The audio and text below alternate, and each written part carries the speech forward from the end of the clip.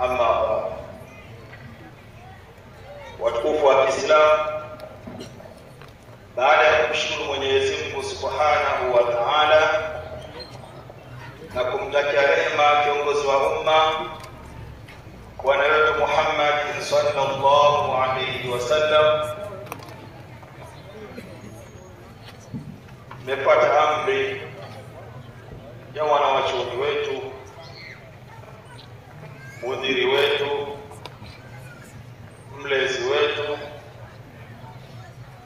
ameniamrisha nisimame katika hafla kubwa hii, pamoja na kwamba wapo ambao ni kusahau zaidi kuliko mimi, lakini akiniamrisha mimi nisimame hapa kuzungumza na Waislamu, pamoja na kwamba tunaye mzee wetu ambao ni Sheikh Yunus, pamoja na mshauri wetu Sheikh Nyango. Hawa wote kwetu si fahari kubwa sana, sababu tukiona hawa kama vile tumemwona Sheikh Muhammad bin Suleiman Bwana. Kwa inshallah, kwa baraka zao na Mwenyezi Mungu Subhanahu wa Ta'ala anipe tawfiki ya kuweza kuzungumza na Waislamu. Ndugu zangu Waislamu, tumekusanyishwa na hadhara ya kumsifu Mtume Muhammad sallallahu alayhi wasallam iliyokuwa na anwani ya Maulidi ya Matawi. Maulidi ya Matawi ambayo walimu wote wamekusanyika katika sehemu moja,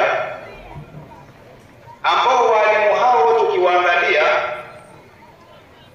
ni wanafunzi wa Sheikh Muhammad Sheikh Suleiman Bwana.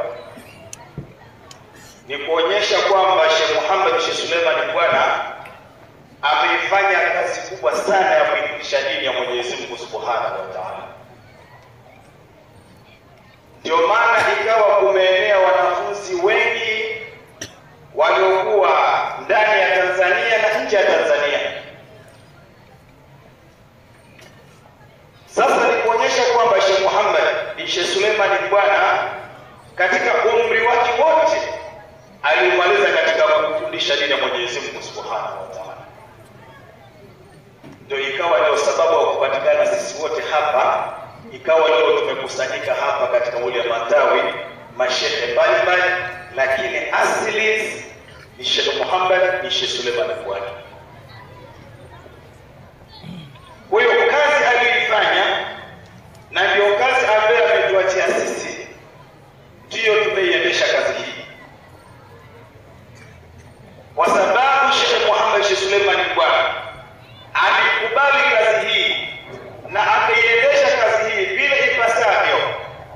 Sote tulimshuhudia Sheikh Muhammad Sheikh Suleiman Bwana hakupata tabu katika maisha, hakuwa na dhiki katika maisha.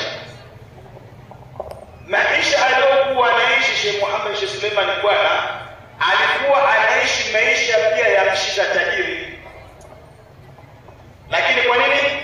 Kwa sababu ameikamata hii kazi ya Mwenyezi Mungu Subhanahu wa Ta'ala. Al-ilmu izzu la dhulla. Ilmu siku zote ni izi, wala sio dhalili. Sasa hii kazi ambayo tumeachiwa sisi hapa, tumeachiwa na sisi tuifundishe dini ya Mwenyezi Mungu, ili nasi tuje kutaja baada ya kuondoka. Sheikh Muhammad Sheikh Suleiman Bwana kila kukicha twamtaja. Kwa hiyo twamtaja ni kwa sababu ameifundisha dini ya Mwenyezi Mungu Subhanahu wa Ta'ala. Sasa walimu wengine, hii kazi tunaiona kama vile haina thamani, lakini ni kazi iliyokuwa na thamani duniani na akhera. Hakuna mtu aliyokuwa na heshima hapa duniani na wadhifa kama mwanachuoni. Mwanachuoni anaheshimiwa na mtu yoyote, rais, waziri, nani, lakini akimwona mwanachume lazima awe na khushu'i naye. Kwa nini? Kwa sababu ya elimu ya Mwenyezi Mungu Subhanahu wa Ta'ala, kwa sababu ya kuifundisha ile Mwenyezi Mungu Subhanahu wa Ta'ala. sisi walimu, ikiwa hakufundishi dini ya Mwenyezi Mungu Subhanahu wa Ta'ala, tutakuwa na nini? Mwishowe tutaiona hii kazi haina thamani, tutafuta kazi nyingine. Hali ya kuwa hii kazi ni bora mpaka mwisho wa jambo. Sasa mwalimu sasa wasileta maa sasa aingia katika mambo ya tawassul, ingawa anafanya riba. Sasa kazi ya kuficha dini ya Mwenyezi Mungu ameiacha, ameingia katika uganga.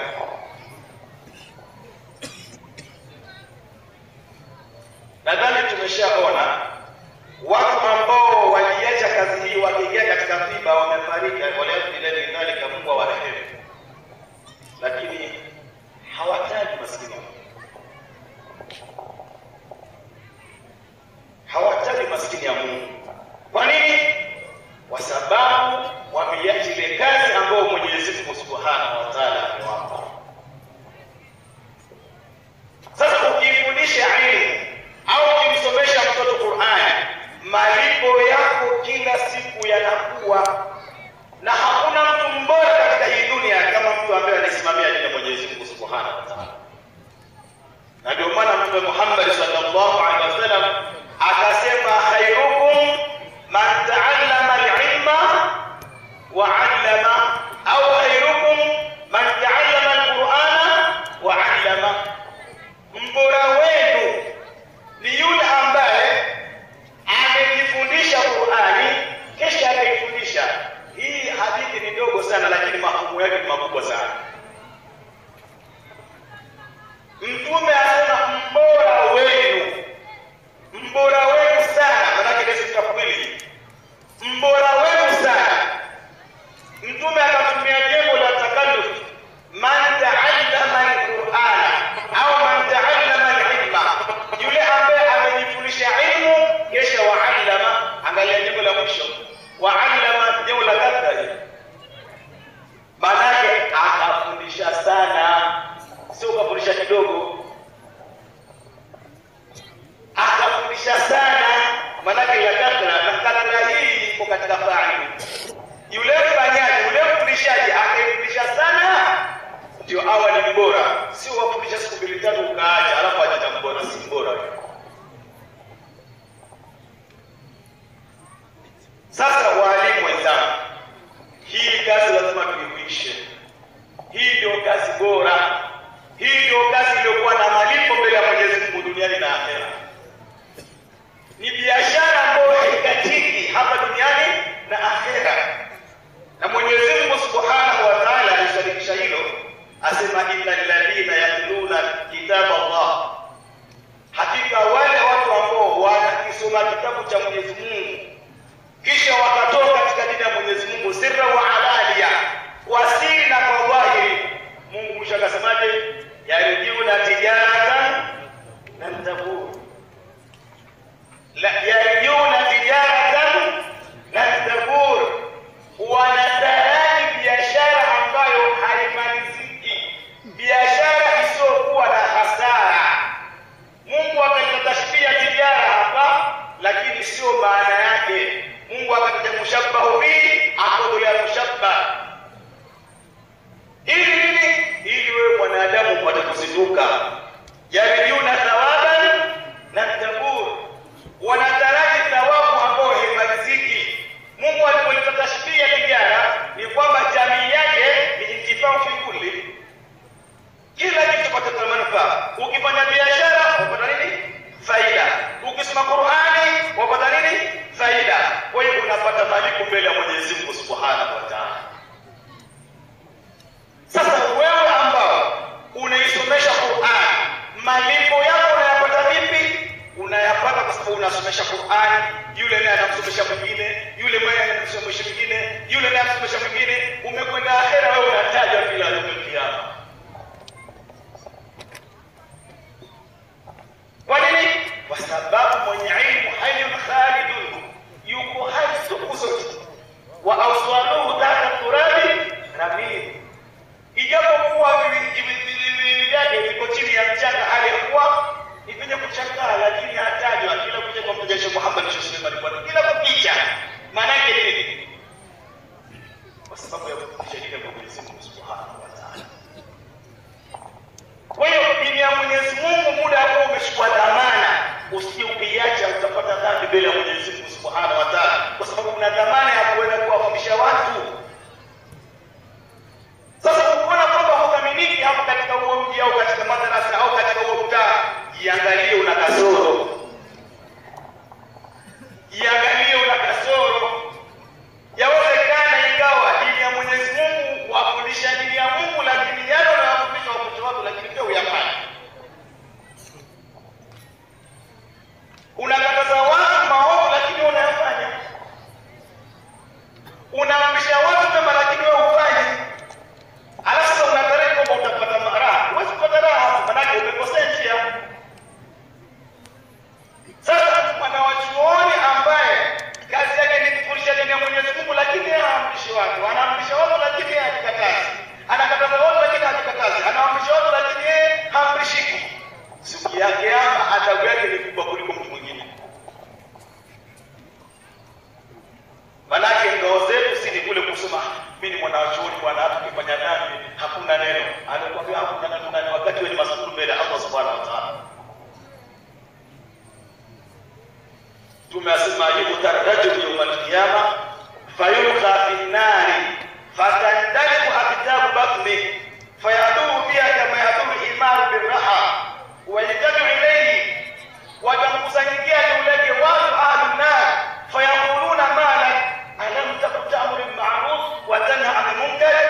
Wa shekhe vipi, mbona leo kwa ndani ya moto yangu vile vidani wasikuwa tuko wote wao wanalingania mema, watu wakataza maovu, mbona tuko ndani ya moto? Asema kuntu amuru wala ati, nilikuwa mimi naamrisha mema lakini mwenyewe siyafanya yale mema. Wa ana anil munkar wa ati, nakataza mabaya lakini mimi mwenyewe nayafanya. Wala bila lidhani. Sasa utapataje heshima katika mji au katika mtaa ikiwa wewe mwalimu mwenyewe ndio unaonekana kama ni mfedhuli? Lazima uchunge akhlaki, tabia yako. Angalia cheo ulichokuwa nacho, jamii na kutambua wewe ni mwanachuoni, wewe ni mwalimu wa kufundisha dini ya Mwenyezi Mungu, lazima ufanane na vile ndio ndivyo. Sio unapita tu watu wakuonyesha dole fulani yule angalia ajitia ustadi hana lolote. Wewe ni kioo cha jamii. Kioo cha jamii ni yule ambaye afuata vile ule mwenendo wa Mwenyezi Mungu na Mtume Muhammad sallallahu alaihi wasallam. Kinyume cha hili ndugu zangu, tutapata tabu katika kuiendesha dini ya Mwenyezi Mungu Subhanahu wa Ta'ala, na pia tutiatie kazi ambayo Sheikh Muhammad ametuachia. Sheikh Muhammad ametuachia kazi ya kuifundisha dini ya Mwenyezi Mungu. Lazima tujitolee kufundisha dini ya Mwenyezi Mungu. Taasisi ya Rashadi imewekwa kwa msingi pekee wa kufundisha dini ya Mwenyezi Mungu Subhanahu wa Ta'ala. Lazima tusimamie dini. Wewe uliokwenda kwenye tai, basi fundisha dini ya Mwenyezi Mungu hapo. Mambo yote yatakuwa vizuri tu, wala usiwe na wasiwasi. Usijitie kule na kule manake kuna ibilisi naye atafada. Mtu amekuja kufanya tawassul na mazuri. Mara mtu shehe nakuita kule Moshi, mara unakwenda Moshi, mara wapi? Kazi ya Mungu nayo kwisha.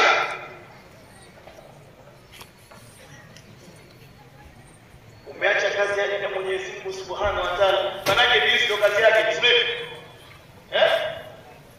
Sasa fundisha dini ya Mungu. Mambo yako yatakuwa mazuri jamani. Mfano tu mwingine, Sheikh Muhammad hapa alikuwa na mkuu wake hapa kosi nyekundu akapiga picha. Ni kweli si kweli? Hapa kilo ukija alichomoa hana kazi, maskini ya Mungu, hana biashara, hausi mchele wala hausi maharage, lakini kuna njia za kuchomoa.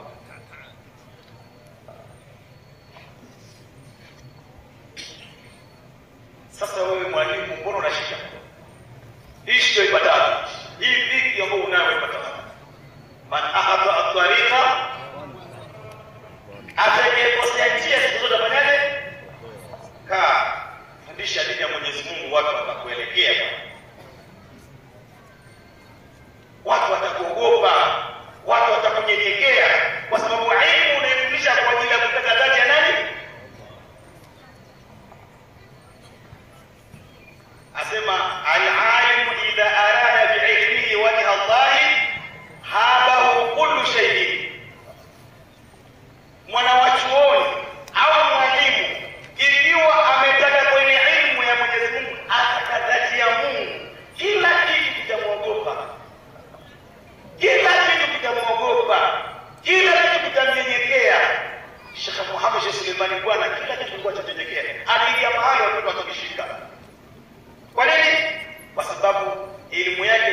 mimma yubtagha bihi wajhu Allah. Ni ilmu ile ambayo inataka mwalimu dhati ya Mungu. Lakini unajifundisha ilmu liusiba bi arab min dunya, ili upate heshima katika dunia, cheo katika dunia, uonekane wewe ni nani. Tumeasema kwa sababu hiyo, lam yajid arafat aljannati yawm alqiyama, huyo hatopata hata harufu ya pepo siku ya kiyama pamoja na elimu yake. Kwa nini? Kwa sababu elimu yako utajifundisha kwa ajili ya kuwalingania watu watakaoonekana ni nani. Inna lillahi. Kwa hiyo tumekusanyika waalimu, tumwigeni Sheikh Muhammad bin Sheikh Suleiman bwana. Alikuwa hana kazi, kazi yake ilikuwa anafundisha dini ya Mwenyezi Mungu. Tuifundisheni dini ya Mwenyezi Mungu ili Mungu naye aone kwamba tutafanya nini na Mungu atatupa riziki za wasia. Lakini ukivisha elimu yako usita, utasaulika. Itakapo ulum usita, utakapoivisha elimu utafanyaje? Utasaulika. Wala tura ghaira jahilin bali, utaonekana usipokuwa mtu mjinga na mpumbavu na elimu yako.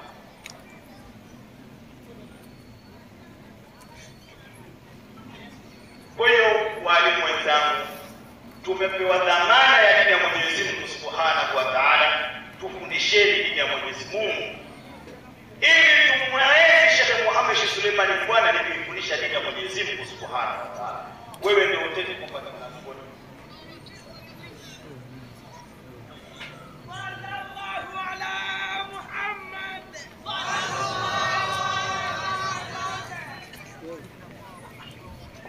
Tuifundisheni dini ya Mwenyezi Mungu. Hii ni dhamana kubwa. Minal mahdi ila dahri. Ukipewa hii kazi ni kuanzia ujana mpaka mwanandani wapa kupa na hii kazi, Mungu atakuona. I'malu fasayara Allahu wa rasuluhu. Fanyeni i'malu fasayara Allahu amalakum wa rasuluhu.